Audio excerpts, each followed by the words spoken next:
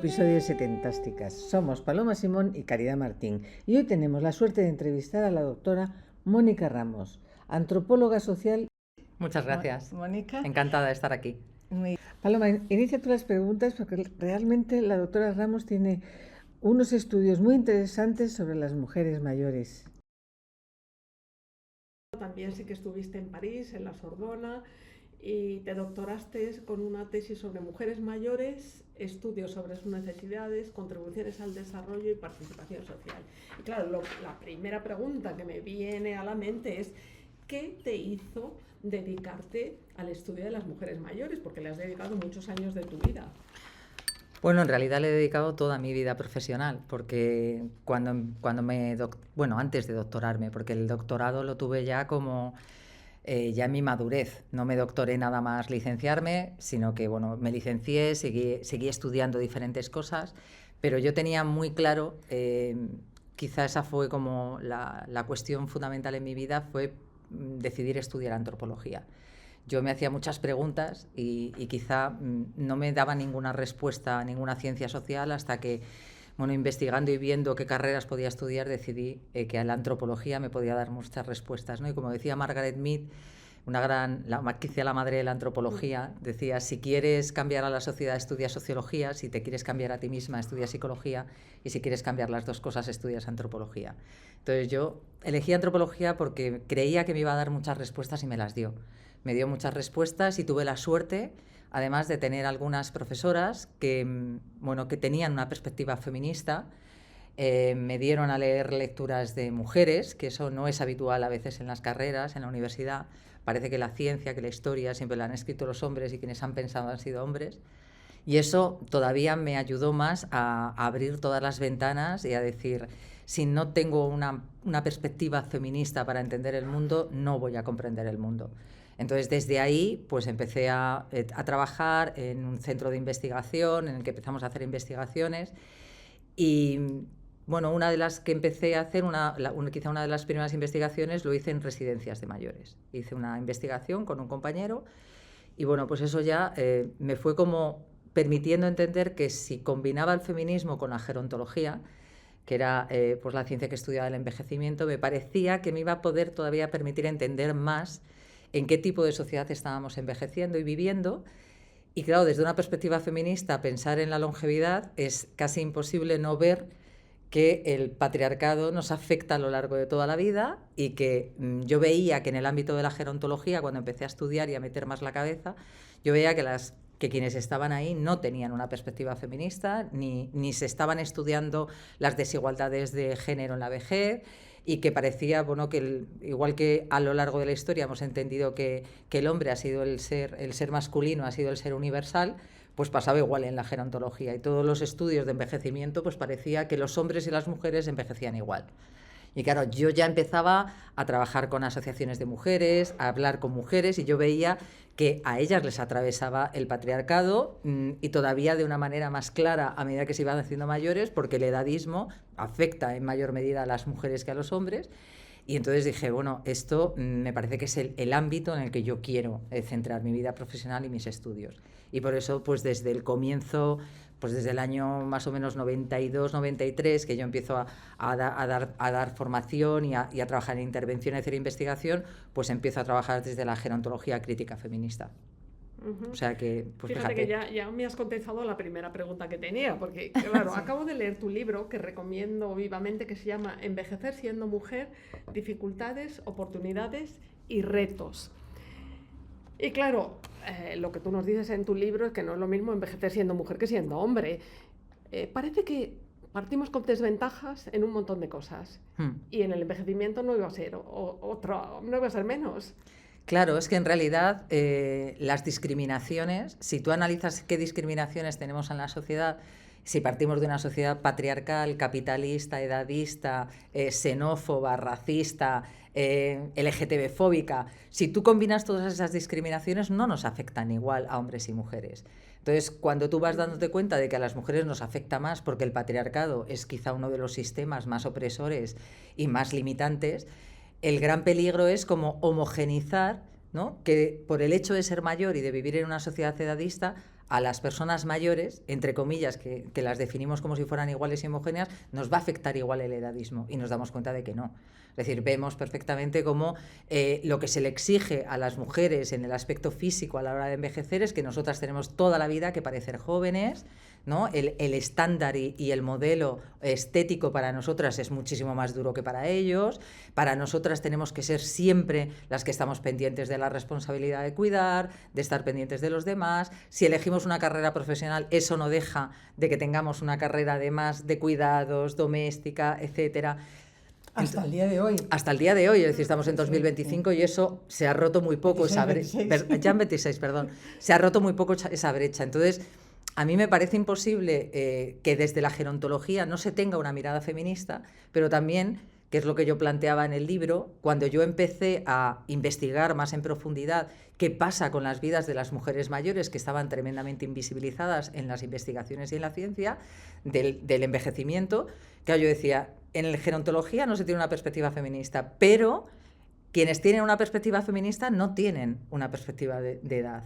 No trabajan con las mujeres viejas, no trabajan con el envejecimiento. ¿Por qué? Pues porque en la agenda de los feminismos han estado otras problemáticas que podían ser mucho más importantes, porque el feminismo no existe, existen las feministas que trabajan y que pelean por los derechos de las mujeres, ¿no? Entonces, pues había tantos temas que abordar que yo entiendo que pues para los feminismos el tema del envejecimiento no era crucial. Ahora para muchas feministas sí lo es porque ya se han hecho mayores. Exacto. ¿No? Es que... Y ya lo están incorporando cada vez más, pero las que empezamos con 20 y tantos años a investigar esto, pues a mí muchas veces me decían, ¿cómo te interesa esto? Digo, primero, porque me parece apasionante, y segundo, porque pienso en mí misma.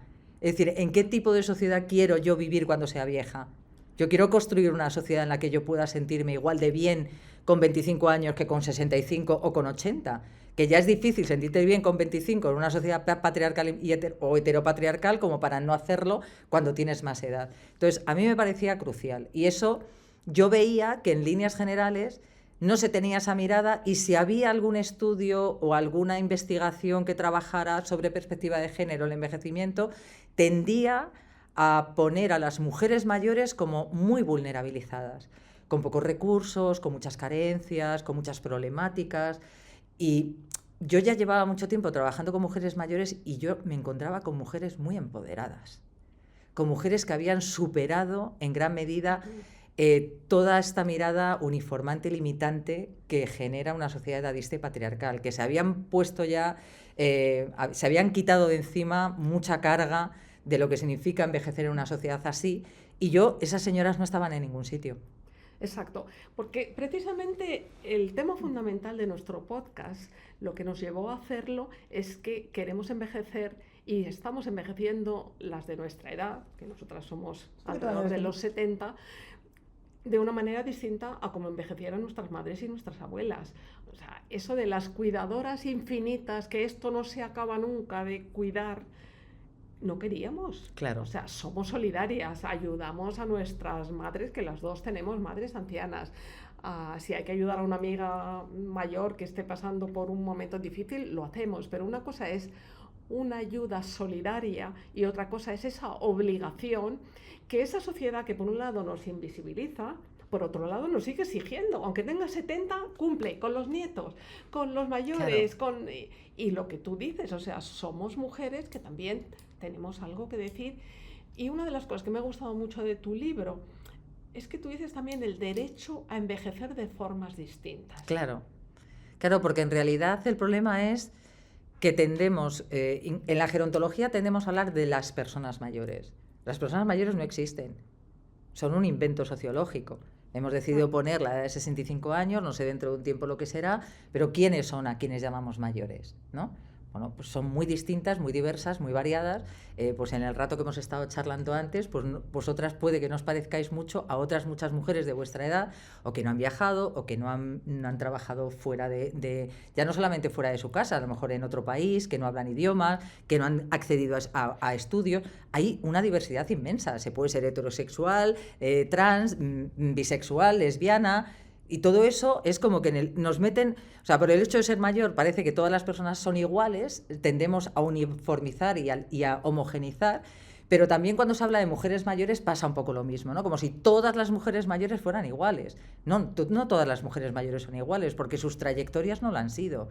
Y porque muchas han tenido muchas oportunidades de cambio y además han estado en el activismo de ese cambio. Otras no han tenido tantas oportunidades para hacerlo, ¿no? Entonces, yo creo que hay que constantemente, o yo lo intento siempre, hablar de diversidad.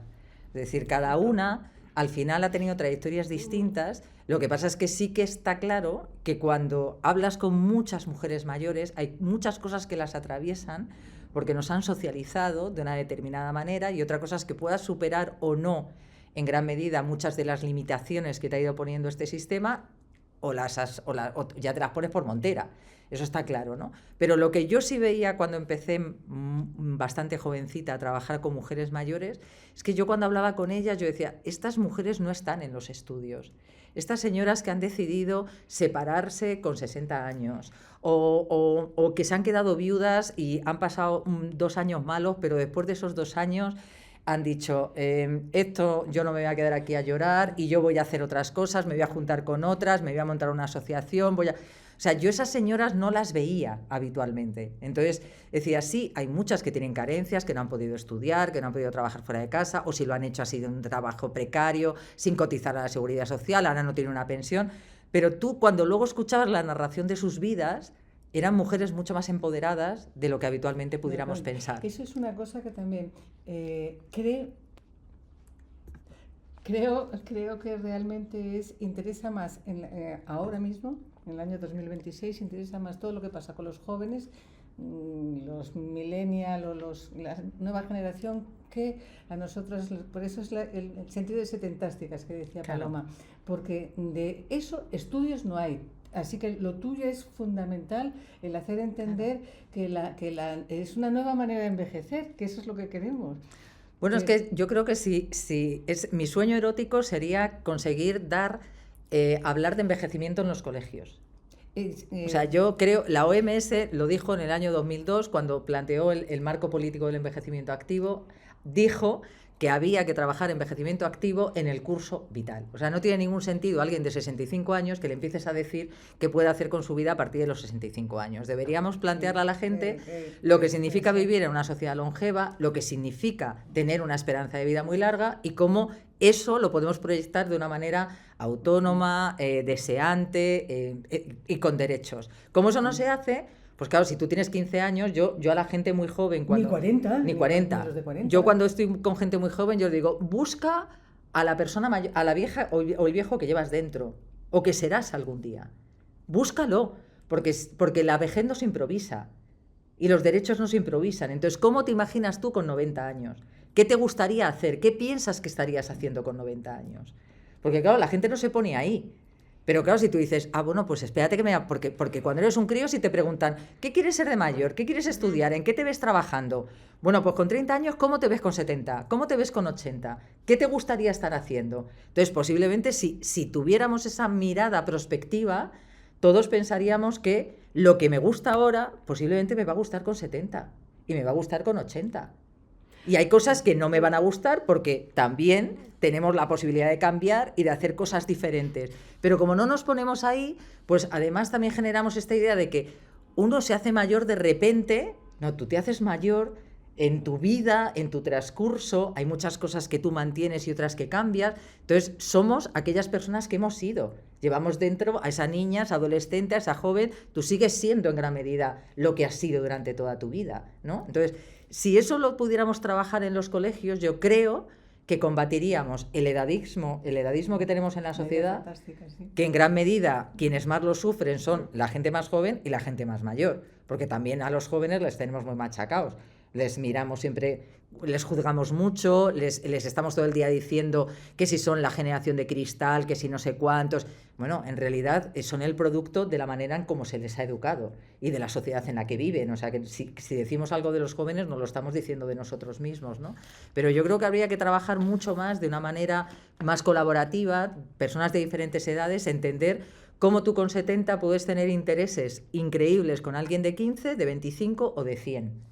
Y te juntarías con personas por intereses, no por edad. Pero ahí entonces vamos a una interacción, Una intergeneracionalidad. Intergeneracionalidad, que eso es, en nuestra sociedad es algo que cada vez se va separando más. Aquí están los de, por decir los nombres, los millennials, los de cristal, los baby boomers estos que somos. Sí. Sí. Mónica, yo sé que tú trabajas mucho en entornos de mujeres mayores.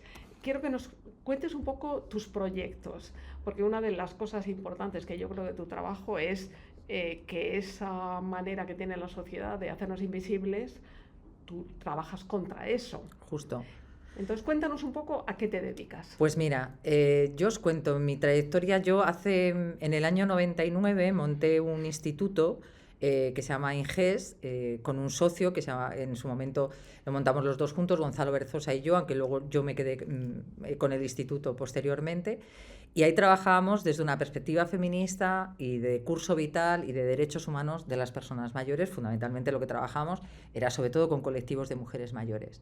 Y también era profesora de la Complutense. Y como en el año 2018, una cosa así, la Universidad Permanente de Cantabria y la Fundación Patronato Europeo de Mayores, que son dos entidades hermanadas en Cantabria, pues me llamaron para empezar a hacer di algunas conferencias en unas jornadas que montaron sobre mujer y envejecimiento. Estuve en su comité académico, colaboré con ellos en algunas publicaciones. Y bueno, pues en el año 2020, creo que 2021, en el 2021, en unas jornadas que yo fui a Cantabria, me plantearon, el gerente, que es Francisco Gómez Nadal, si me animaba a dirigir con él estas dos entidades, ¿no? Entonces, bueno, pues me tiré a la piscina de marcharme a vivir a Santander. Estoy allí desde el año 2023. ¿Y eso qué me ha dado? Pues me ha dado la posibilidad de que en gran medida toda esta mirada que yo tengo feminista y crítica y de derechos humanos, pues poder también aplicarlo a un equipo que ya venía desde hace una trayectoria muy larga de trabajo con personas mayores. UNATE es una universidad especializada en dar formación a personas de más de 50 años y cumplimos 50 años dentro de 2, o sea que cuando yo llegué tenía una trayectoria de 40 y tantos años, ¿no? Quizá la Fundación PEN, el Patronato Europeo de Mayores, tiene un poco menos, como 20 y tantos, 30 años, pero ambas dos entidades trabajan mucho desde esta perspectiva y yo lo que estoy es pues generando todavía quizá más conocimiento en ese ámbito, porque claro, yo he trabajado siempre desde la gerontología y quizá a ellos les faltaba pues a lo mejor una persona que tuviera pues a lo mejor mi bagaje de investigación y técnico.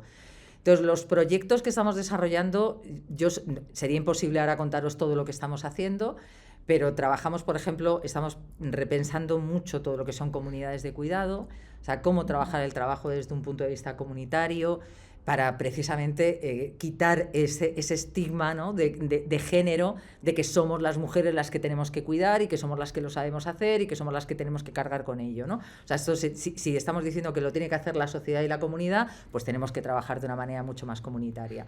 Y luego no os puedo contar todos los proyectos, pero sí os voy a contar uno precioso que hicimos el año pasado, financiado por el Ministerio de Derechos Sociales, Consumo y Agenda 2030, que se llamaba Desconocidas, entre paréntesis, conocidas, los retos de las mujeres que son mayores.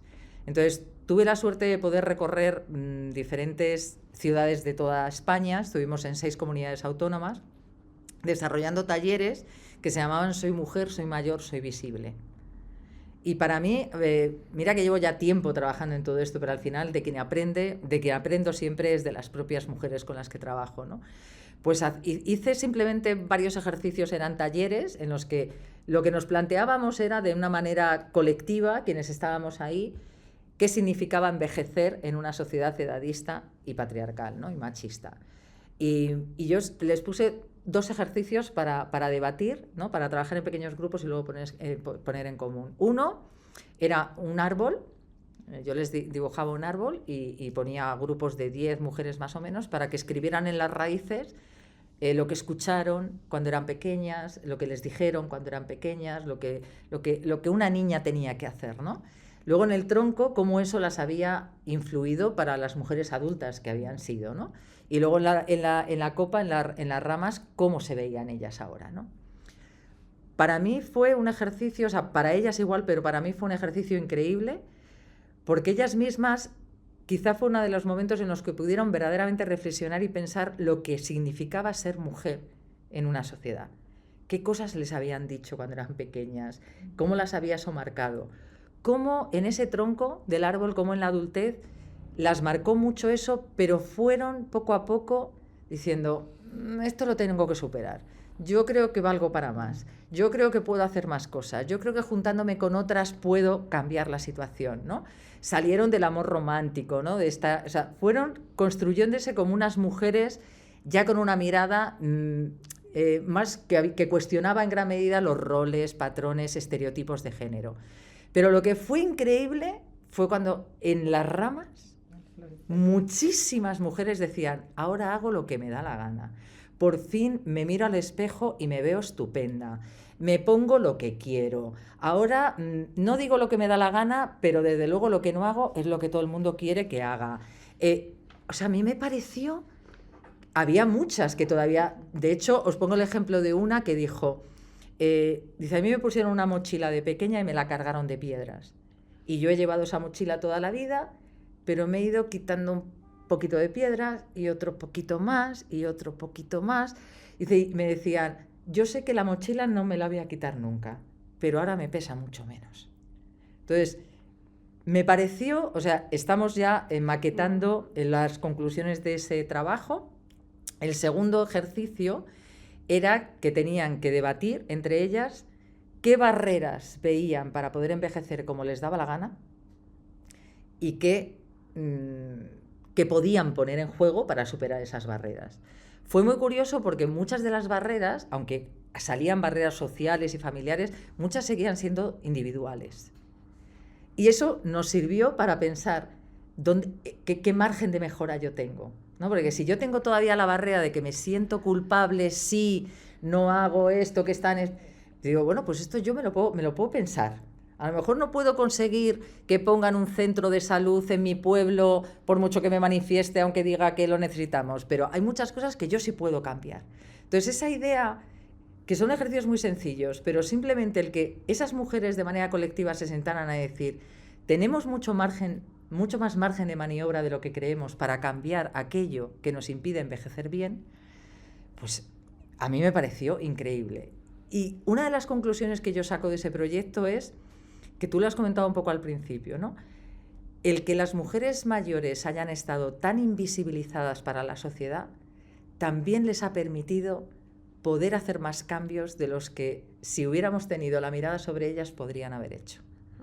Entonces, lo que tenemos que hacer ahora, sobre todo desde los feminismos y desde la gerontología feminista, es dar visibilidad a ese cambio que han hecho las mujeres. Porque esa ha sido una revolución silenciosa. Ha sido un cambio individual y muy colectivo, pero siguen estando ocultas. Yo creo que ahora hay que decirle a la sociedad, cuidado, que estas señoras han hecho un trabajo muy importante, individual y colectivo, y ahora hay que escuchar su voz, porque la tienen, pero no les hemos escuchado. No es que haya que dar voz, porque la voz la tienen, lo que hay es que escucharlas. Entonces hay que generar espacios, como lo que habéis hecho vosotras. Generar espacios en donde se escuche los cambios que han hecho las mujeres mayores, porque son muchos. Sí. Claro, porque nosotros nos planteábamos, necesitamos escuchar a mujeres inspiradoras, porque todos estos cambios los hacemos juntas. O sea, hay un cambio individual, por supuesto, lo que estabas explicando está perfecto y sobre todo yo que soy terapeuta, pues es muy importante hacer un trabajo personal y un poco reestructurar unas ciertas ideas que nos han servido durante una etapa de nuestra vida, pero que ahora son antiguas. Ahora hemos llegado a ese árbol donde hago lo que yo quiero y eso no va en detrimento de los que tengo a mi alrededor. Justo. Es hago que me escuchen. No soy invisible, pero necesitamos plataformas. Y yo creo, no sé qué opinas tú, que las mujeres tenemos una ventaja, que es más fácil para nosotras llegar a otras mujeres y decir, ¿y tú qué haces? ¿Y cómo eres? ¿Y cómo lo hacemos? Y nos confiamos las unas en las otras. Por eso necesitamos como unos talleres, asociaciones, necesitamos estar en algún sitio, no se hace desde casa, desde el sofá, hay que salir. No, aparte de que yo creo en el cambio individual, pero fundamentalmente en el cambio colectivo. O sea, tú puedes hacer cambios, pero yo, es muy divertido, o sea, tengo millones de anécdotas de mujeres que me contaban, pues nosotras nos juntamos y dijimos, ya no nos gustan las Navidades, ¿no? Pero ¿qué hacemos? ¿Cómo le decimos a nuestra familia que no queremos? Que me inviten a cenar, ¿no? Que no queremos, es que no quiero hacer el cordero, ni quiero ver es que no quiero. Y entonces, claro, decía, bueno, pues nos juntamos 4 y vamos de familia en familia diciendo que no vamos a estar en las Navidades. Entonces, a mí me parecía como una cosa súper divertida, era como, vamos en pandillita, porque entre la pandillita parece que te acoge y te ayuda a decir, oye, mira, y claro, los hijos y las hijas se quedaban como diciendo, pero ¿cómo estáis diciendo? Sí, que nos vamos de crucero y ya volvemos el día 7 de enero, si nos importa, ¿no? Entonces, a mí me parece que generar espacios, yo por ejemplo este proyecto de Desconocidas, generar ese espacio, o sea, a ellas lo que más me decían del proyecto, lo que más les había gustado era que habían podido estar en un espacio reflexionando, escuchándose sobre algo que les importaba y les interesaba. Que a lo mejor te juntas para hacer pilates, para no sé qué, para una clase de historia, pero no te juntas para pensar sobre cómo hacer cambio social, porque en el fondo es un proceso de cambio social, ¿no? Entonces, les pareció, de hecho, todas querían continuar, no sabemos si vamos a poder continuar o no, pero ya se han generado algunos grupos que siguen trabajando estas cosas, porque en el fondo dicen, creemos que nosotras estamos haciendo un cambio, pero también podemos ayudar a nuestras hijas de 50 y tantos que siguen estando atascadas ahí en muchas cosas que tienen que cambiar, pero también las de 20 y tantos. O sea, yo, por ejemplo, en Vitoria, con uno de los proyectos que tenemos también en UNATE, que ha sido dar unos talleres, unas conferencias y unos talleres que se llaman Claves de supervivencia para envejecer como te dé la gana. Me están rompiendo, están teniendo un éxito a nivel nacional e internacional. Bueno, pues además yo les digo, cuidado, porque nosotros no lo trabajamos desde una mirada individualista neoliberal de qué quiero hacer yo, que me miro al ombligo, yo conmigo misma y mi mismidad. No, es qué puedo hacer yo de manera colectiva, comunitaria, en mi barrio, en mi pueblo, que ahí es donde consigo hacer un cambio, ¿no? Bueno, pues esas charlas, cuando yo voy a algún sitio, yo qué sé, por ejemplo en Vitoria, y tenía chavalas de 20 y tantos, 30 años y señoras de 80, eso es la bomba. Porque ahí sí que se están escuchando.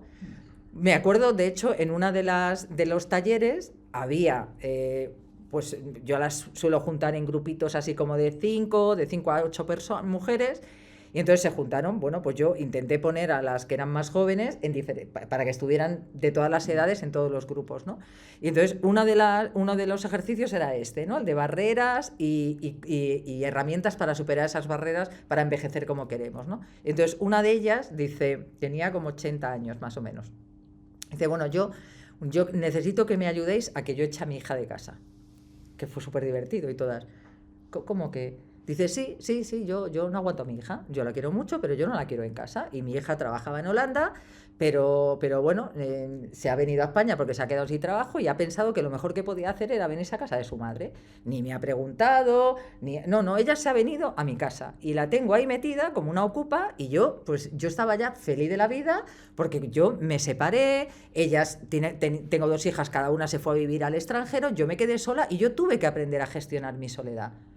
Y yo me la gestioné, al principio fue duro, pero luego dije, el elogio de la soledad, pero si se vive fenomenal en tu casa, con amigas, con proyectos, con cosas, ¿no? Y ahora viene mi hija y se me queda en casa. Es que yo no la aguanto, es que yo quiero estar sola. Y claro, lo más divertido fue ver la cara de una que tenía 30 y tantos en el grupo, que se puso pálida y dijo, Dios mío, eso es lo que le he hecho yo a mi madre. Así que me tengo que ir corriendo a casa a decirle que me voy a buscar un piso, ¿no? Entonces fue como maravilloso porque, claro, la que estaba ahí de 30 y tantos dijo, claro, yo es que jamás he pensado que a mi madre le molestara que yo estuviera con ella. Yo pensé que lo mejor que podía hacer por mi madre era irme a vivir con ella.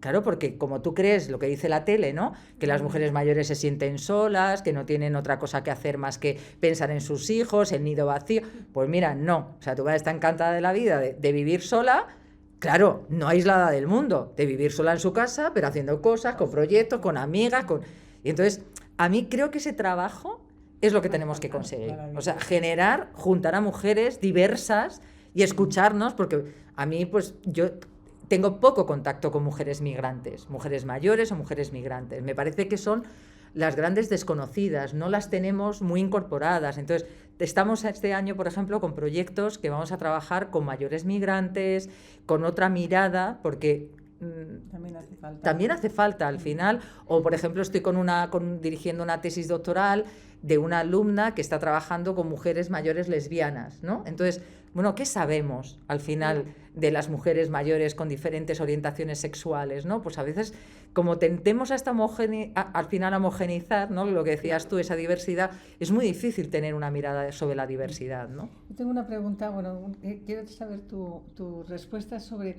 Siempre hemos pensado, estamos en desetentásticas y todavía tenemos mucho por hacer, pero ya cuando empezamos a tener dependencia siempre se ha pensado que las residencias de mayores o los asilos de ancianos que se llamaban eran como una solución rápida así a esa necesidad.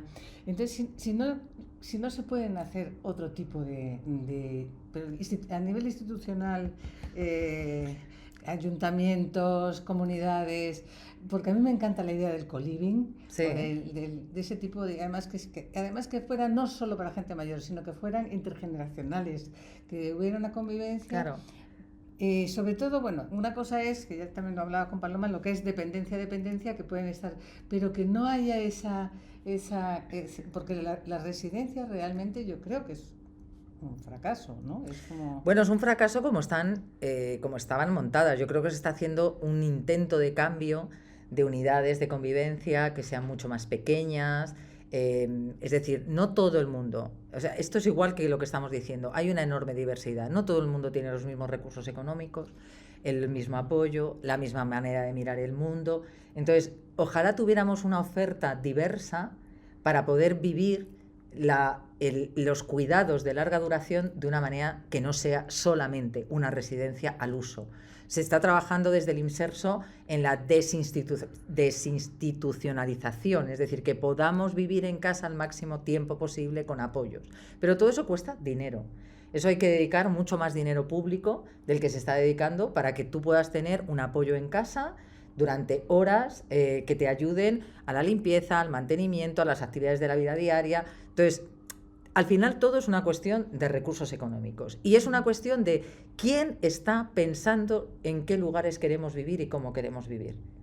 Es así, o sea, yo por ejemplo esta tarde estoy aquí con vosotras, pero iba a haber ido también a un encuentro de jubilares, que es una asociación que está creando una cooperativa para generar un co-living o un co-housing en la zona de Orcasitas, que va a ir dirigida a personas en principio de más de 50 años, porque es la única manera de tener suelo público que te puedan conceder para este tipo de cosas.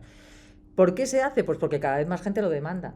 Posiblemente hace 50 o 60 años en España nadie planteaba lo de los cohousing, porque nadie lo tenía en la cabeza, nadie lo pensaba, y porque además todo el mundo decía no hay nada como envejecer en casa, que también venimos de una época en la que hay mucha resistencia al cambio.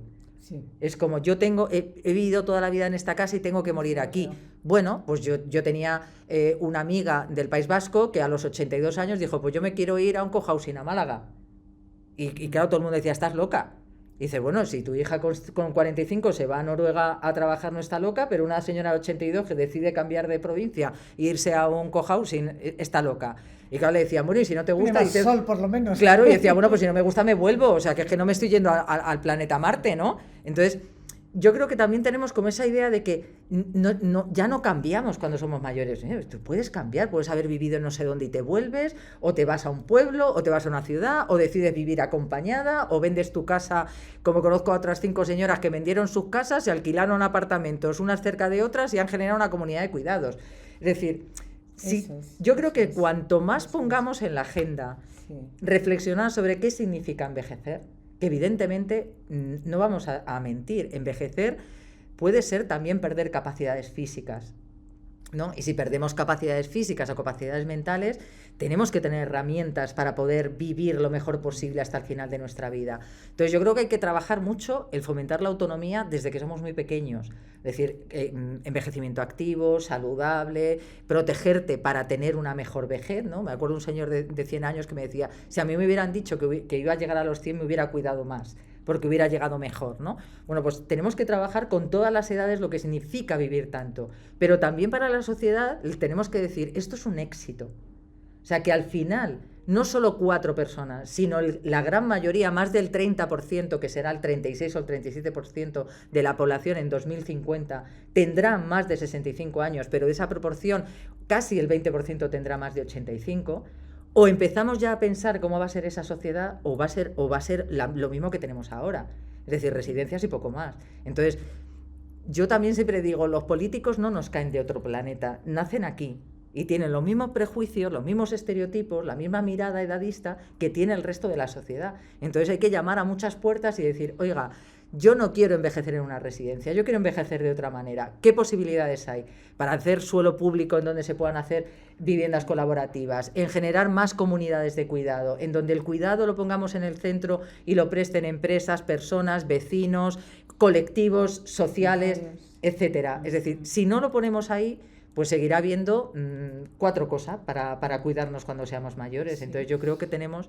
lo que estáis haciendo me parece maravilloso. Bueno, este 70 chicas tiene que ser también promocionado para los jóvenes de 30, 40, 50, para que vean que a los 70 también se pueden hacer muchas cosas. Claro, de hecho, mira, el primer cohousing que se creó en España lo crearon 2 mujeres en Málaga cuando tenían 40 y tantos años.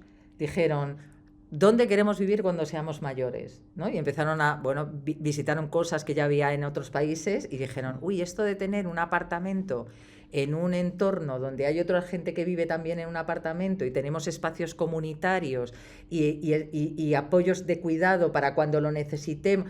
Bueno, pues tardaron, no sé si se creó en Málaga, ¿no? Y bueno, pues no sé si tardaron 30 años en conseguir el suelo, las suficientes personas que en la cooperativa metieron dinero. Sí. Bueno, pues ahora están felices de la vida y han abierto mucho camino porque ya hay muchos cohousing en España, pero claro, en el fondo tienes que tener dinero. Sí. Tienes que tener recursos. Claro, porque digo cuando digo que tiene que haber por parte del ayuntamiento o de la comunidad que ceda unos terrenos. Y tiene que haber una familia, porque fíjate que en España somos una excepción en Europa. La gente tiene casa en propiedad. Sí. La gente mayor en Europa no tiene casas en propiedad. En España sí, porque aquí a todo el mundo le dijeron que tenía que invertir en ladrillo. Entonces, el 80 y tantos % de la población mayor en España tiene casa en propiedad. Sí. Con lo cual, si las familias entendieran que esa casa la tienen que dedicar para su propia vejez y no de herencia, porque la herencia es un invento antiguo, sí. no hay que dejar anticuado. Nada, muy anticuado, sí. Eso ya no tiene ningún sentido, es esa casa que esa persona lo utilice para su propia vejez, porque si la vende, hace una hipoteca inversa o lo que quieras, puede tener dinero para decir dónde quiero yo vivir, con apoyos, con recursos, porque a veces decimos, a veces tienes o no tienes familia, o esa familia no tiene la posibilidad de atender o de cuidar. O sea, puede querer y puede estar y apoyar, pero a lo mejor no tiene el tiempo para lo que entendemos por cuidar. Bueno, pues a lo mejor lo que tenemos es que entender que la gente mayor tiene recursos para dedicárselos a sí mismos. Porque claro, hay mucha pelea luego de cómo vas a poner tu casa en venta para... Pues la pones porque es tu casa. Es otro debate que tenemos, que tampoco queremos que nuestros hijos nos cuiden. Claro. No, tú no puedes, vamos, no es que no queremos, es que no se nos pasa por la cabeza. Ellos tienen ya sus vidas, sus problemas, que eso a mí sí que se me exigía. Y a ti justo. Pero a ellos para nada, es más no queremos. Claro. Eso. Entonces ese es el planteamiento, por eso digo que el cohousing me parecía una idea como... Pero seguro que si nos pusiéramos a pensar habría otras cosas. Otras cosas, no, lo de también es verdad. Habría otras cosas. En el fondo, al final es decir cómo quiero vivir, de qué manera me gustaría vivir, cómo me siento y cuestionar, tener una mirada muy crítica en gran medida con lo que salen en los medios de comunicación. O sea, nosotros, por ejemplo, hemos hecho un estudio este año también, precisamente financiado por el Gobierno de Cantabria, por el Instituto Cántabro de Servicios Sociales, nos han financiado un estudio para evaluar y medir hasta qué punto los imaginarios que salen en los medios de comunicación de Cantabria son edadistas. A ver, ya sabíamos que iba a salir que son edadistas, pero había que hacer el estudio para demostrarlo, ¿no? Bueno, pues lo hemos demostrado. Y los temas de los que hablan los medios de comunicación, que cogimos la franja entre cerca del 1 de octubre, que es en la fecha del 1 de octubre es el Día Internacional de las Personas Mayores, cogimos 15 días, y luego los 15 días de Navidad, ¿no? Ahí hicimos un estudio y cogimos 7 medios, escritos, digitales, radio, televisión. Los temas de los que hablaban eran cuidados, residencias, Alzheimer, fraudes, engaños y soledad. Si tú cuando hablas de personas mayores solo hablas de esto, la gente joven no entiende que las personas mayores sois vosotras.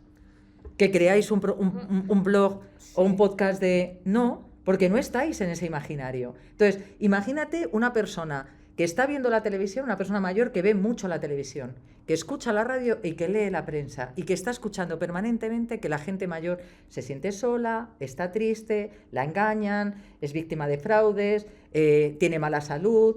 Bueno, pues tú también te creas un imaginario. Y claro, cuando luego hicimos grupos focales y pasamos un cuestionario a más de 400 personas en Cantabria y le preguntamos cómo se veían ellos en los medios y hasta qué punto les afectaba lo que veían en los medios a su propia vida, pues aunque salía también un sesgo de, bueno, a mí no me afecta, pero sí a los demás, sí que casi un 20% reconocía que lo que veía en los medios les afectaba.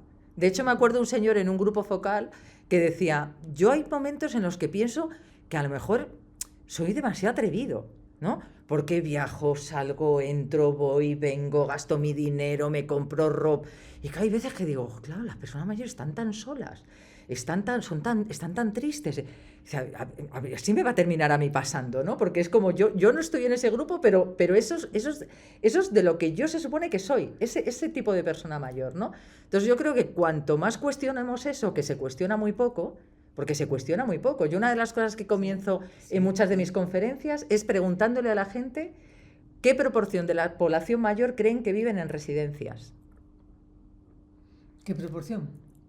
Ni lo había pensado. Es muy baja. Claro, no llega al 4%. Claro, bueno, sí, pues sí. normalmente la gente te dice a la mayoría, No, te dicen un 50, un 60. No, eso. Es que no nos hemos parado a pensar. Y entonces, claro, dices, ¿por qué dices eso? Pues porque de lo que más se habla es de ese tema. No se habla de personas mayores ligando en discotecas, no se habla de personas mayores viajando. Bueno, fijaros lo que ha pasado con esta señora mayor que fue asesinada en Indonesia. Sí. Lo que ha salido en los medios es, ¿qué hacía esa señora mayor viajando sola? Y dices, pero, o sea, ¿qué me estás contando? O sea, eso es lo que nos preguntamos, no por qué ha sido asesinada. Pues estaba viajando sola porque le da la gana. Y que lo hacía todos los años. Y posiblemente nos pregunten, ¿y si fuera un hombre? ¿Se habría cuestionado lo mismo? ¿O sería un aventurero y un señor autónomo, no? Entonces, como no cuestionamos, tenemos una mirada muy poco crítica del mensaje que se traslada de lo que significa envejecer, que yo no niego que pueda haber soledad, estafas, temas de cuidado, yo no lo niego, pero, por ejemplo, los datos te dicen que solo el 20% de las personas de más de 85 años pueden llegar a tener Alzheimer. Es decir, que el 80% no lo tienen. Pero nos quedamos con el 20%. Y entonces estamos trabajando para que se reduzca ese 20%. Estamos generando factores protectores. Por ejemplo, sabemos que el estudiar, el tener capacidades cognitivas, limita en gran medida tener demencia. Por eso las mujeres muy mayores tienen más demencia que los hombres, porque tienen una reserva cognitiva más pequeña que hombres de sus generaciones porque no estudiaron. ¿Va a pasar lo mismo con todas las generaciones que vienen ahora? Pues a lo mejor no, a lo mejor se reduce, pero tenemos que trabajar ahí. Entonces, yo creo que lo que tenemos es que poner mucho más en la agenda de los medios lo que significa el envejecimiento como un éxito de la sociedad.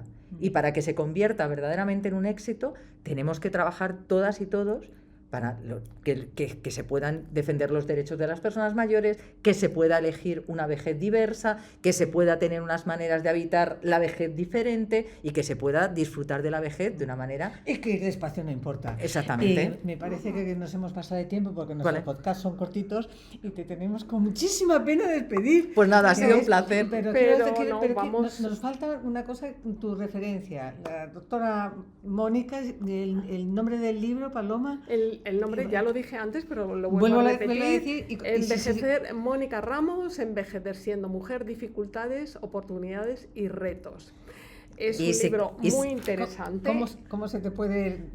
Si me queréis encontrar, mi correo electrónico es mramostoro@unate.es y podéis consultar tanto la página web de UNATE como la página web de la Fundación PEN como del Grupo Social UNATE, que hemos unido las dos entidades. Ahí tenéis publicaciones, estudios, todo tipo de todas las actividades que realizamos, y nos podéis seguir en redes porque estamos desde Instagram, Facebook, LinkedIn. Yo también tengo LinkedIn, en donde yo también de manera particular subo muchas cosas, o sea que podéis seguir todo lo que hacemos porque trabajamos un montón de proyectos que por supuesto no me ha dado tiempo ni a contar la mitad, pero bueno, pero algunos sí, algunos sí. Mónica, de una manera o de otra te haremos otra entrevista porque se nos han quedado un montón de preguntas sin contestar, y además preguntas súper interesantes que vienen también mucho de tu libro que hemos leído.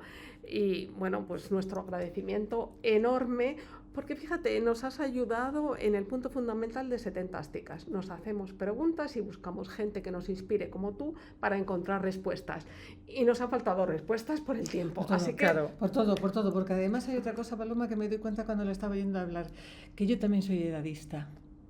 Es que eso es lo mejor que podemos decir. Que es, claro, porque es la única manera de combatirlo. Así que muchísimas gracias y nos despedimos. Recordar que nuestro correo electrónico es setentásticas@gmail.com y cualquier comentario es bienvenido. Gracias. Ha sido un placer.